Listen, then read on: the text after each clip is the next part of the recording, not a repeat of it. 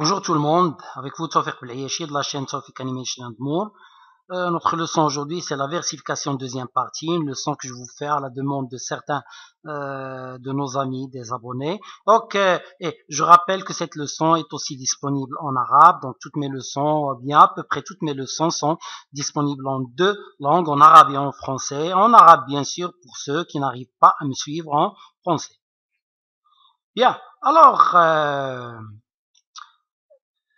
à la table des matières, ou bien au sommaire de cette leçon, nous allons étudier ces différents éléments. D'accord? Alors, c'est une leçon normalement destinée aux élèves du deuxième cycle, et aussi c'est une initiation pour les élèves de la faculté, d'accord? Donc, et j'ai reçu des demandes d'élèves de la fac qui me demandent cette deuxième partie de la versification et qui posent des questions sur certains de ces éléments. Donc, je vais parler d'autres choses dans d'autres leçons concernant la poésie, par exemple, les fonctions de la poésie. Je pourrais en faire une petite leçon, je pourrais vous faire une petite leçon sur les poèmes à forme fixe, d'accord? Donc, il y a de petites choses à faire. Donc, je vous ajouterai sur cette liste des leçons que j'ai fait pour le tronc commun, d'accord? Une leçon, par exemple, pour étudier le sonnet, des leçons pour étudier l'ode. Donc, maintenant, je passe et on commence à expliquer notre leçon. Donc, alors, là, c'est par erreur que la syllabation a été faite ici. Donc, donnez-moi un petit instant. Alors, là, s'il vous plaît, je vais vous demander de prendre un peu de temps et de faire la syllabation de ce vers. D'accord? Donc, c'est un vers, bien sûr, tiré du poème de Mendelob, de Victor Hugo, sûr, dans son recueil Les Contemplations. Donc, faites la syllabation de ce vers.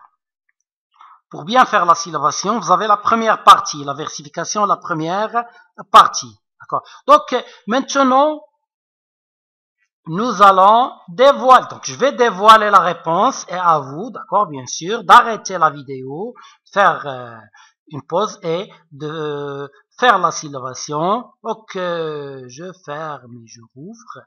Donc, ou bien,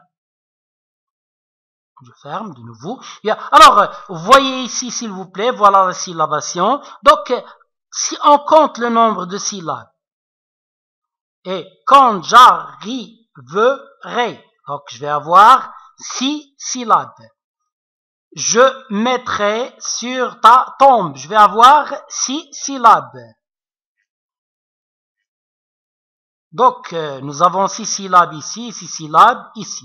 C'est un alexandrin, un vers de 12 syllabes. Donc, vous voyez l'arrêt. Quand est-ce que je fais une pause dans la diction, lorsque je suis en train de lire? Lorsque je suis en train de lire, je ne vais pas dire « et quand j'arriverai, je mettrai ». Donc là, c'est vraiment très mauvais. Donc la pause, normalement, c'est « et quand j'arriverai, je mettrai sur ta tombe ». Vous voyez, même si je m'attarde dans cette place, on ne remarque pas la différence. On ne trouve pas que c'est très long. Donc, et quand j'arriverai, je mettrai sur ta tombe. Donc, alors, cet arrêt qu'on a là, parfois il est signalé par une ponctuation, comme ici une virgule, et parfois il n'y a pas de ponctuation, mais il est signalé par la syntaxe. Donc, je m'arrive après un sujet, un verbe et un complément, poursuivre avec d'autres compléments, ou bien, d'accord, donc, des pauses comme ça, que je devine à la forme de la syllabe, forme de la phrase. Bon, maintenant, lorsque la coupe est au milieu, donc on coupe ici, bien sûr, une pause, c'est une coupe. Donc, lorsque je coupe juste au milieu, cette coupe, on l'appelle une césure. Une césure. Donc, je rappelle, la césure, elle peut être signalée par une pause formelle, par une ponctuation, ou bien elle peut être signalée simplement par un arrêt qu'on comprend à partir de la forme de la phrase, à partir de la syntaxe. Donc, ces deux parties, chacune de ces parties s'appelle un hémistiche. D'accord? Donc ça, c'est le premier hémistiche et ça, c'est le deuxième hémistiche. Donc, je crois que maintenant, on a bien compris la césure et l'hémistiche. Donc, si j'ai par exemple un vers de 8 syllabes, je vais avoir la césure sur la quatrième. D'accord? Donc, maintenant, si vous, d'accord, donc voilà toute la syllabe, voyez, et quand j'arriverai, je mettrai sur ta tombe, c'est le troisième vers, mais si on prend toute la syllabe, qu'est-ce qu'on va remarquer? On va remarquer, si vous comptez, je, ne, re, 3, gare, 4, 2, 5, ré, 6. Comptez, moi je vais seulement dire les syllabes, et vous comptez, vous allez trouver que c'est 6. Ni, lors, du, soir, qui, tombe. Oui, le E bien sûr à la fin ne compte pas. Donc, ni, les, voiles, au, loin. D'accord? Donc, et je vous ai déjà dit que parfois on peut accepter une petite différence d'une syllabe ou un deux dans le décompte de tout le vers. Donc, ici, ni, les, voix, l'eau, loin. Ni, les, voiles, eaux, loin. D'accord? Alors, je m'excuse, c'est 6. Ok, bien. Maintenant, vous voyez, c'est 6, 6. Et en fait, ça ressemble à la poésie arabe, d'accord? La poésie classique française, ça ressemble à la poésie arabe. Parce qu'en arabe, on sépare vraiment en écriture, d'accord? On écrit la première partie ici, on écrit la deuxième partie ici, bien séparée. Donc le vers s'écrit avec deux hémistiches bien séparés en arabe. En français, les hémistiches ne constituent qu'une seule ligne, qu'un seul vers, mais d'accord, en étudiant, on trouve qu'il y a la césure. Donc je rappelle, c'est la césure et l'hémistiche. Donc maintenant, je vais parler des coupes. Alors, si on prend cette strophe du poème Élévation de Baudelaire, d'accord, d'ailleurs, je suis en train de vous faire l'étude d'élévation et comment écrire le commentaire composé en partant d'élévation sur plusieurs leçons, d'accord? Et je vais aussi faire une petite leçon sur le commentaire composé, d'accord? Tout le commentaire composé dans une petite leçon sur un autre poème de Baudelaire. C'est pas, je pourrais choisir l'Albatros, correspondance ou bien, d'accord? Donc, je vais essayer de voir. Bon, maintenant, si on prend le premier vers, on va trouver qu'il est divisé en deux hémistiches. D'accord? Donc, il y a seulement une coupe au milieu. Mais maintenant, regardez le deuxième vers. Des montagnes, des bois, des nuages, des mers. Donc là, on a plusieurs coupes. Donc, la coupe du milieu, on l'appelle une césure, mais les autres, on les appelle juste des coupes. Elles peuvent être des coupes régulières ou bien des coupes irrégulières. Tu peux trouver par exemple une coupe à la troisième, une coupe à la sixième et pas de coupe jusqu'à la fin. Donc ce sera 3, 3, 6. Tu peux trouver 4, 4, 4. C'est régulier, d'accord? Mais ça ne nous donne pas encore une césure et deux hémistiches. Bon, maintenant, on a compris ce que c'est qu'une coupe et une césure. Donc, si vous prenez le dernier vers, qu'est-ce que vous allez trouver? Par, de, la, 3, les, confins, 6. Et vous allez trouver que vous pouvez vous arrêter là. Par-delà les confins des sphères étoilées. Mais si vous vous arrêtez dans une autre place, ce ne sera pas bien. Si vous dites par-delà les confins des sphères étoilées, donc vous avez réduit tout le vers en charpie. Donc, maintenant, nous voyons la césure peut être là sans être marquée par une ponctuation. Je passe l'enjambement. Alors, dans la poésie classique, un vers est une unité syntaxique suffisante. C'est-à-dire, lorsque tu as une phrase ou bien une proposition, d'accord, avec un verbe, donc tu trouves que le sens est complet avec la fin du vers, que la proposition et la phrase ne débordent pas dans un autre vers. Donc, comme ici, quand Don Juan descendit vers l'onde souterraine, donc ici c'est vraiment une proposition bien suffisante, une phrase même, d'accord, si on ne considère pas le et, ce sera une phrase. Donc maintenant, ça c'est une phrase dans un seul vers, et la deuxième la même chose, mais regardons la troisième. Un sombre mendiant, l'œil fier, comme Antisthène. Mais qu'est-ce qu'il fait ce sombre mendiant? La phrase n'est pas complète. Pourquoi? Parce qu'on a un sujet, on n'a pas de verbe.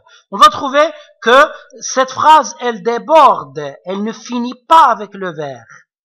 Elle déborde dans le vers suivant. Donc ce sera... Donc qu'est-ce qu'il fait ce mendiant?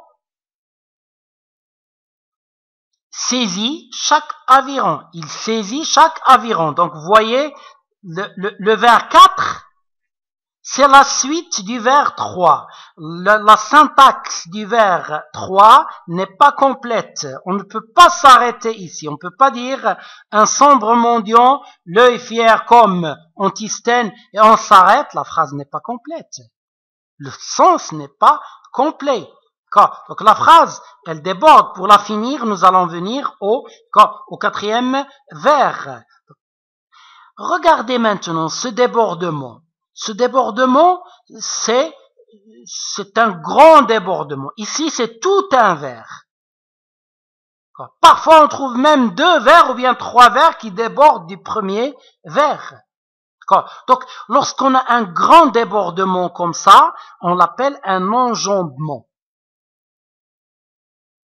Et le rejet, c'est quoi? Le rejet, c'est un petit enjambement. Lorsque le débordement est seulement d'un mot ou bien de 2 mots, ou bien à la rigueur de 3 petits mots, donc on appelle ça un enjambement. Donc l'enjambement et le rejet, en fait, c'est la même chose. D'accord? L'enjambement, c'est grand et le rejet, c'est petit. D'accord? Alors passons au rejet maintenant. Donc je m'excuse, vous avez aussi un autre exemple. Et je n'ai rien tant que les contorsions. D'accord? Donc, les contorsions sont les agitations lorsqu'une personne commence à s'agiter. Mais la phrase, elle va se terminer dans le vers suivant. D'accord? Quelle contorsion? On n'a pas connu quelle contorsion de tous ces grands faiseurs de protestation.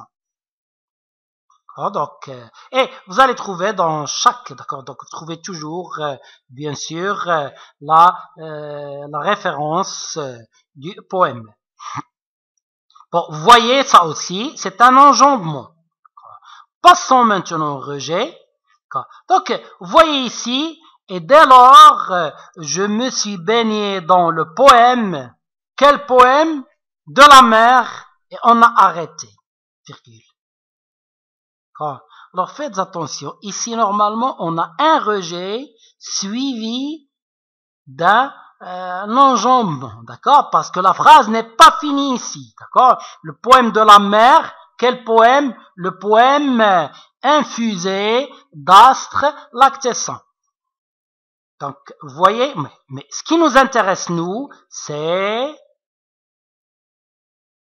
ça.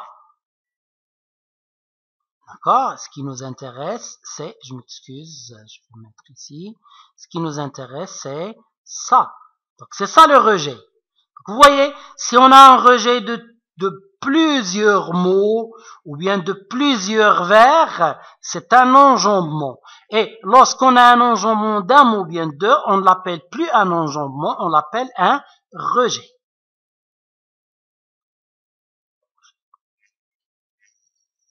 Alors, quelqu'un m'a dit que j'ai un accent arabisé, d'accord, mais c'est normal, je suis arabe.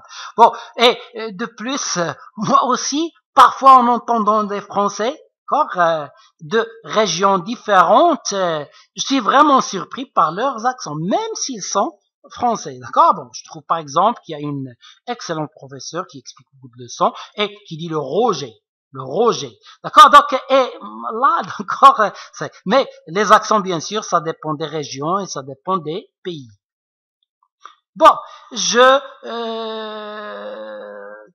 continue, je passe au contre-rejet, mais le contre-rejet, c'est tout à fait le contraire du rejet. C'est une phrase qui commence à la fin d'un vers et qui se termine dans le vers suivant, d'accord? Donc, si on a toute une phrase ici et terminée ici, c'est un enjambement. Mais lorsqu'on a seulement un mot ou bien deux ici, c'est-à-dire on a un arrêt ici, vous pouvez trouver ici, comme ici, les deux points, vous pouvez trouver un point d'interrogation, d'accord? Donc, quelle que soit la marque qui finit la phrase précédente et qui commence la phrase suivante, donc, l'oiseau s'approchant du bord vit sur l'eau.